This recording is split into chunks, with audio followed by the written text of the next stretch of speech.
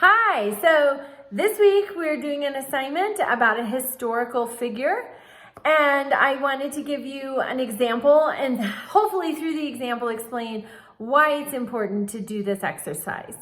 So, in 1896, a gentleman by the name of Homer Plessy got on a rail car in Louisiana and sat down in the whites only section. This sparked a dispute that went all the way to the Supreme Court, a dispute about segregated public transportation. So the court ruled that segregated public transportation was okay. This was 1896. And they said they created through this decision the separate but equal doctrine.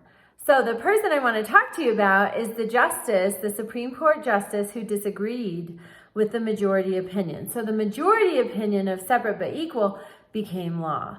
But Justice Harlan dissented. He disagreed. And he said there was no place for this in our society. He said there is no dominant, superior, ruling class of citizens. He said our Constitution is colorblind, and it should be. And he said all citizens are equal before the law. And he said that the majority's decision creating the separate but equal doctrine could not be justified on any legal grounds. So then we fast forward to 1954. And at that time, the Chief Justice of the Supreme Court was Justice Warren. And a case came up about segregated educational facilities.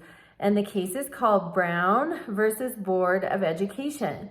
And Chief Justice Warren referred back to the Plessy case. And he referred back to Justice Harlan's dissent. And Chief Justice Warren said that the doctrine of separate but equal has no place.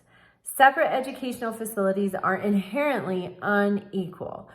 So what do we learn there? We learn that Justice Harlan took a stand for what was right, and 58 years later, Chief Justice Warren was able to build on the foundation that Justice Harlan laid through his dissenting opinion and come out with a much better outcome.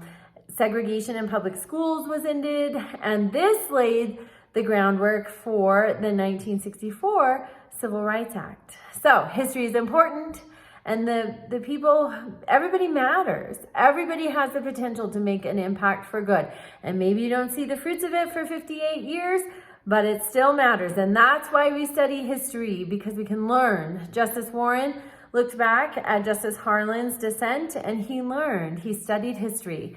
Thank you.